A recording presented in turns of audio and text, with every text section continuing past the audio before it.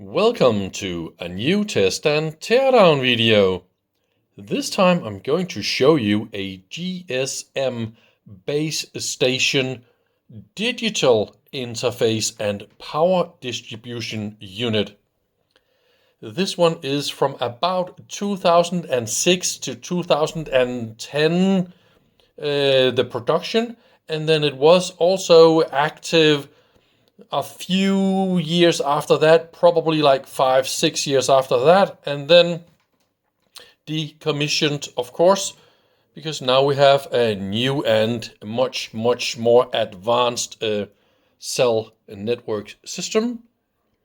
But I really would like to show you this fantastic unit. It is from Nokia Siemens, and this is the power distribution. We got a digital interface. All this is actually digital interfaces. It consists of quite a lot of layers in here with circuit boards. You will see many very big circuit boards like this size in here, and we got 2x8 DSPs in here from Texas, I think it is, TMS 320s. So and we got all the nice stuff, optical interfaces for gigabit, and everything is fantastic. Especially I'm also so much into power distribution and switch modes and PCB layouts. You're going to see 14 layers of circuit boards in here, so I think we should just get started with the power distribution first, because look at that label here. This is the power entry. Yes, all telecom equipment is 48 volts, and then look at the max here, 115 amp of input. This is of course a peak inrush. If you check out the outputs, the main outputs, so that's 571 watts, 1100 watts, and 750 watts. And then, yeah, it's using two fans of 15 amps. So it is quite a lot of power input to this beast here. And this is not including transmitters and all that kind of stuff. That's another module about the same size of this. I've already shown units like this, so this is not super interesting. Yes, let's go into this module here. Yes, it is really that super easy to take apart. Honestly, just 4 screws and off you go. Because what we have down here is only a data interface, and there are these tiny little interconnect boards, and then there's a big black edge connector on the circuit boards. That's all. Of course, because main power entry is here, I look forward to show you that kind of connector here. You can see that is where your 100 amp cables go into, and that will be the 4 main output connectors for high output power. And the cool thing about this connector is it doesn't really look that big and bad, but here is the mating connector, and it is, yes, of course, everything is made watertight and outdoor approved and all that kind of stuff. Well, look at that big beefy power cables here. And this is, I think this is the most powerful one. So that is only 27 amps. So that's all there is to it. 27 amps is easy to do that in this kind of cable, right? Isn't that just amazing? I mean, I can stick half of my little finger. Oh my goodness. Massive copper. This is, I think, tin plated copper power entry, and it looks a little bit obvious how to open this. All you have to do is just take out the screws around here, but no, that is not how it works, because you need secret access to in here. Let me turn on some light. Can you see that little hole here? And can you see there's a screw in that hole there? If I take my screwdriver here, see? Ooh, there was a fit. And then you need to unscrew those. Just make them loose. And we also need, in these two, I guess it is, I think we got 4 or 5 of them. And then we will get access. I'll show you why. We got 4 of them in total. So that is the super secret entry. And if you don't know this, you're going to have a very, very bad day. Open this. See, it's quite easy with Torx. They just super nice align. And then we're done. Now we can open it. Let's do that. Come. Oh, I forgot the tape. There's supposed to be some tape. No? Ah, it was just a little sticky on the edges. And of course, now you understand what happens when you release these screws. This go down and hold all the power FETs to that piece of aluminium. Look at that thermal design. And this is exactly why I'm yelling and screaming about designs like this, because it is just absolutely top optimized for high performance and good thermal properties. I mean, those FETs are 117 amp rated field effect transistors, only a few milliohms in these. And look at the power entry here, goes via copper bars that is close to each other, so that there's no radiations, radiated fields or anything like that. So it's absolutely optimized all that way. And then you switch all the outputs and the signal, the path, the power path is just insanely short. This is how you do it when you know what you're doing. Amazing, great design. So now we need to go and take out this data interface away, but now it's more easy to see the two 15 watts fans, how they're placed so that they can pull air directly through everything here. See how super optimized the thermal design is in a product like this. And off we go. You can see this is probably why this one was thrown out. We had a little water leakage probably where this one was installed. And again, got those nice little data interfaces here, and this one goes in here and then down in a mating connector in the main board. So there's no wires and no other stuff that can go wrong.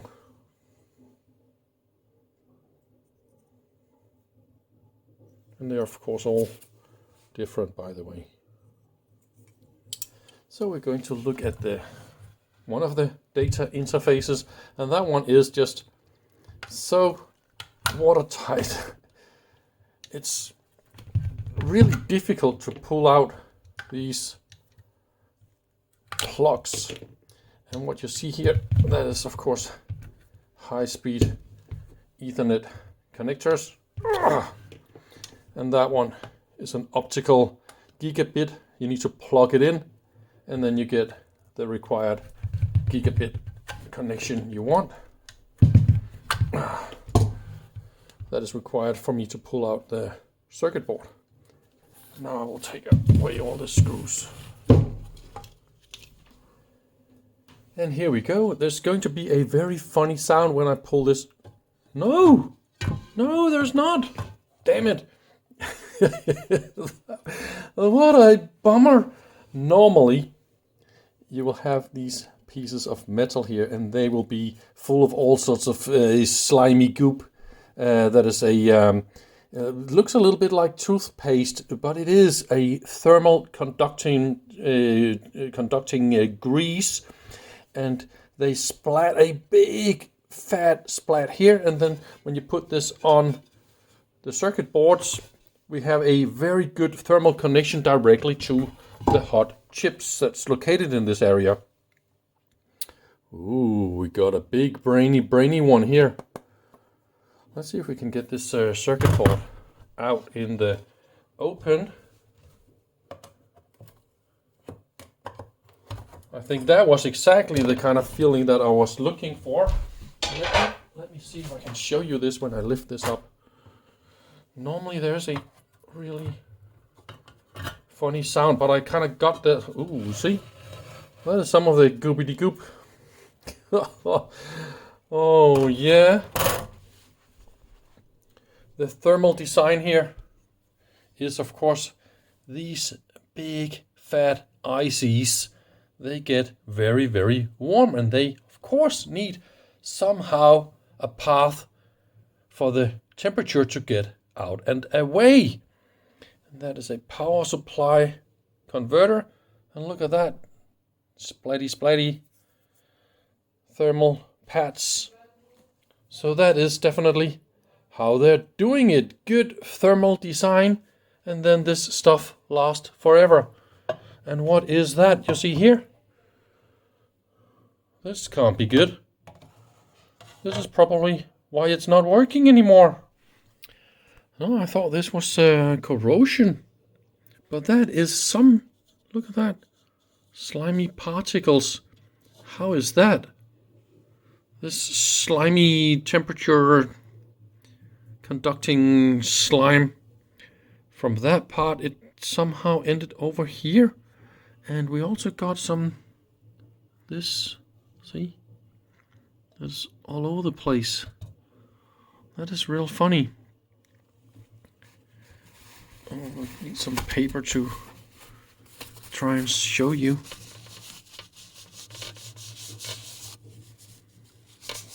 Yeah, we got some real big hefty chips around here. That is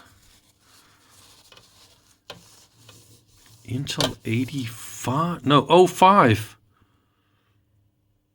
Oh, this is beautiful. Well, that'll be all the RAM.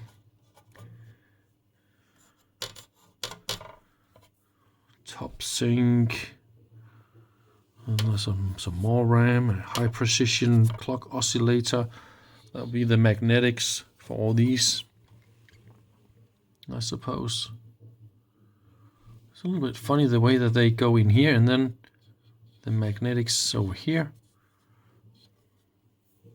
A little bit interesting design. They use it. Okay, there's soldered in. Oh, that is so gross. And different types of magnetics here. Probably another speed for these two. Yeah, they definitely look like gigabit. And that is definitely gigabit interface for the optical interfaces. They look a little bit like... Oh, I thought I had one here on my table, but that is obviously not the case. Yes, I did have it. So here's how it looks like. Optical interfaces. Everything is in here, by the way. And you plug this in, and then you have gigabit optical. Let's look at if we can see a layer identifier on this board. That could be top. Yes. Oops. Here it says top 12, and here it says 1. So this is only a 12 layer board. That's all there is about this one. Oh, look, it's really sliming. Oh, we got a Spartan FPGA on the bottom. Right there, of course, they don't like to put ICs directly on top of each other. You can see they're a little bit spaced out because this board is only 12 layer, and also what you can see here is all the different vias they go all the way through the board. So this is not a buried via technology or anything like that. Just a conventional 12-layer board. No funny, cool and nicey special stuff. All the resistors.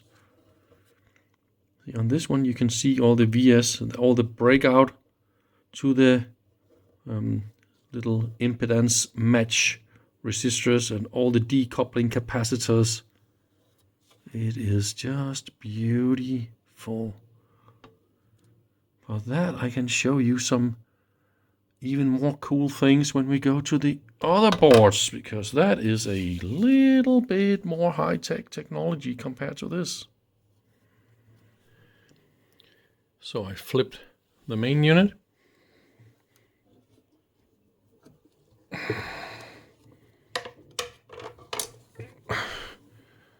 Look how compact that is.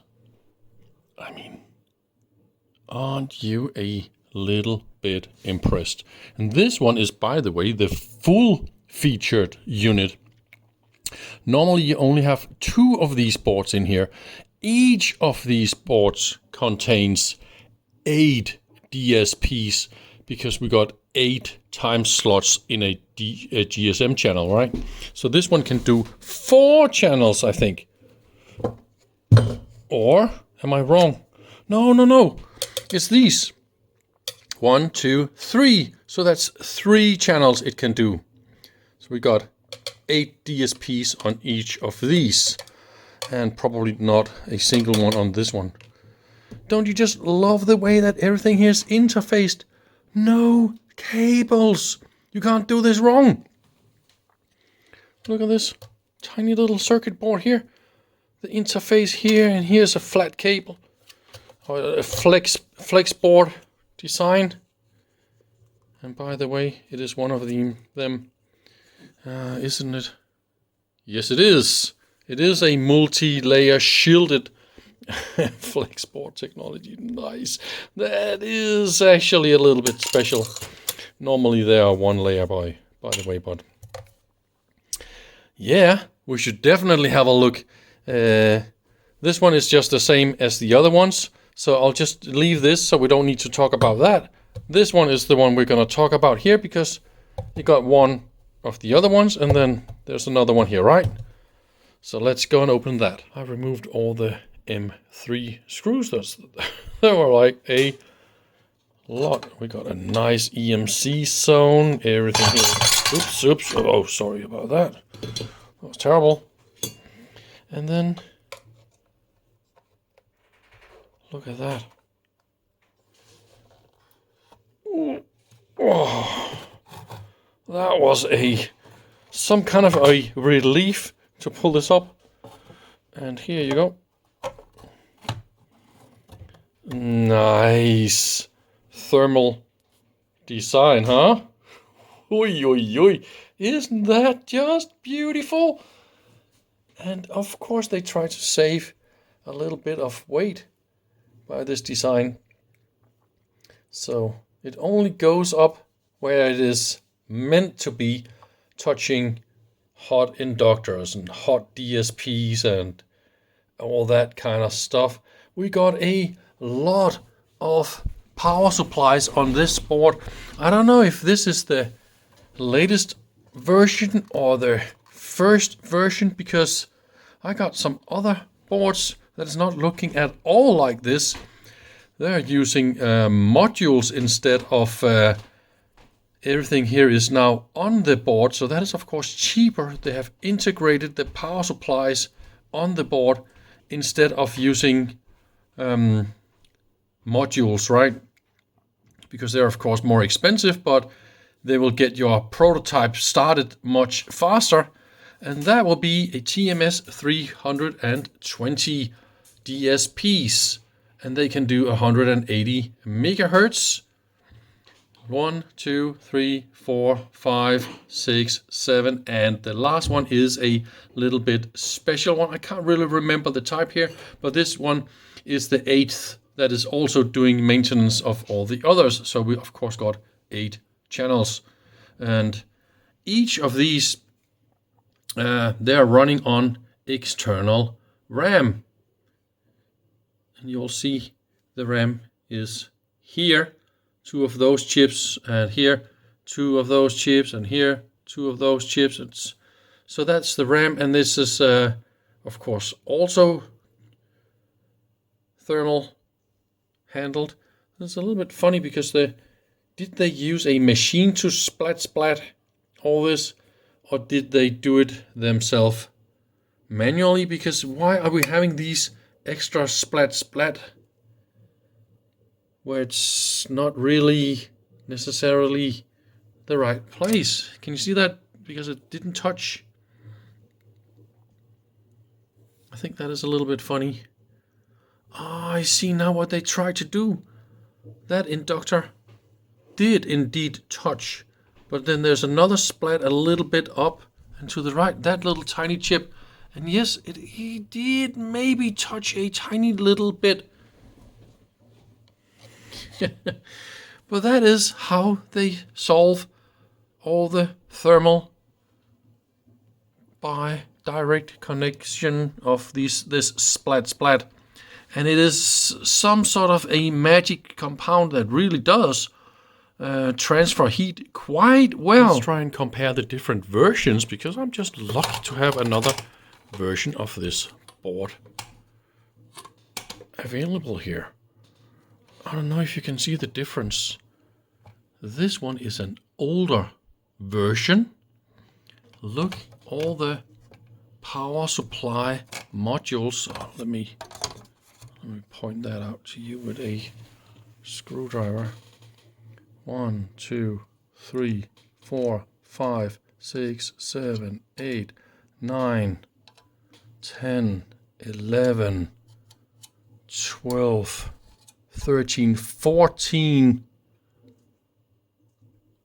power supply modules, right? And that will of course get you started real fast. And then they also started with a 14 layer board, and this one is using a buried via technology. So you can see, for example, those components here.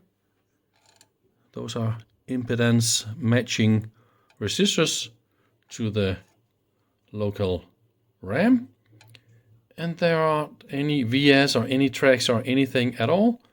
Everything is just in the pad because it's all buried. You don't have these holes and stuff. Those holes you see here, that will be VS that goes through all the layers, but the VS that only goes through layer 1, 2, or 1, 2, 3 or something like that, they will be completely hidden. And this is it is of course much more expensive technology, but this is how they made this version here.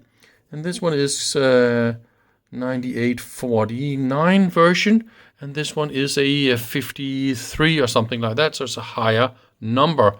So they figured out how to implement all the switch mode converters, or made something else by themselves. So all these are switch mode converters, again and again, local to every one of those ICs that needs power.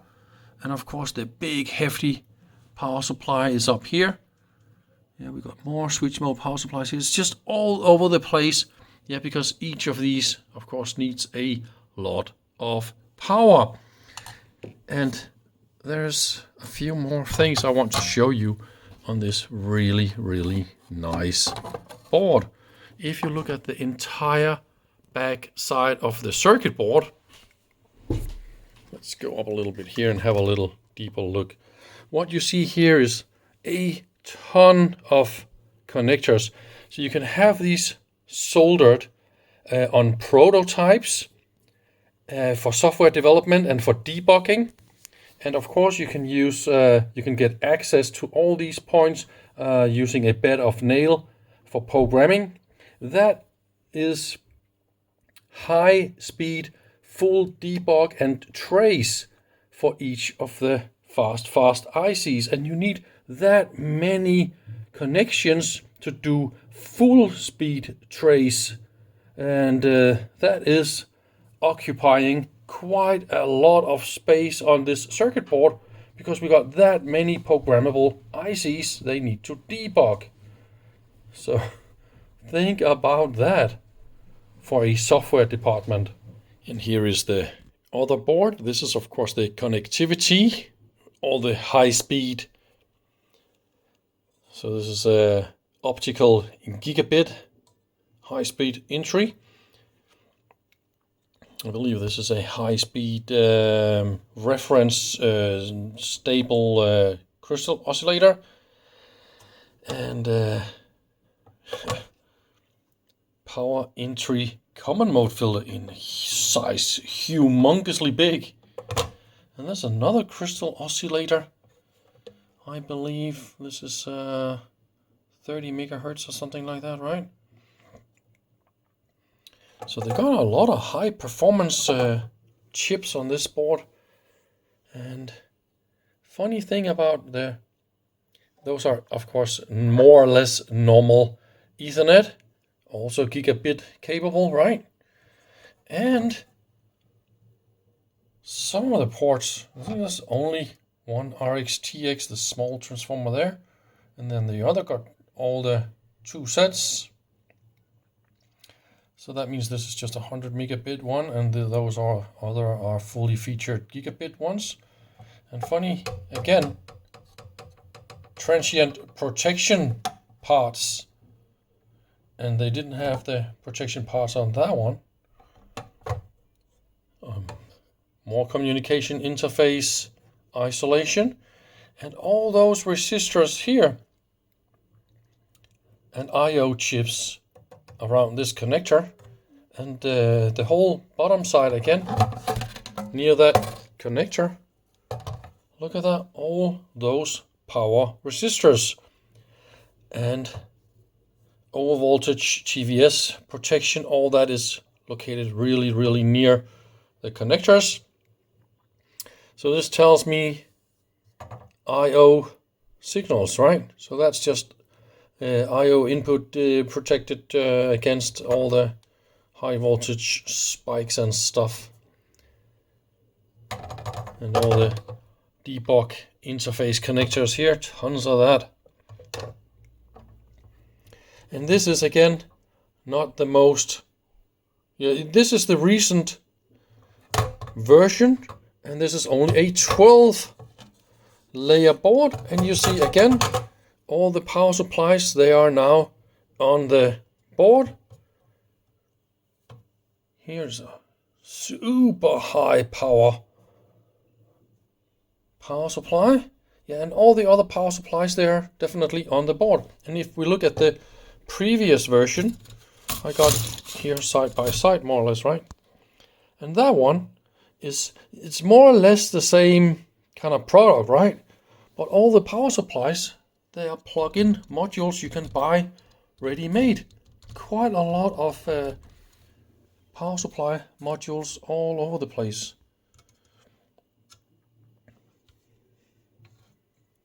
They're not cheap. But I think that was more or less all I wanted to show you about this GSM data interface and power distribution unit. I hope you had a little bit of fun with all this high-tech, fantastic thermal design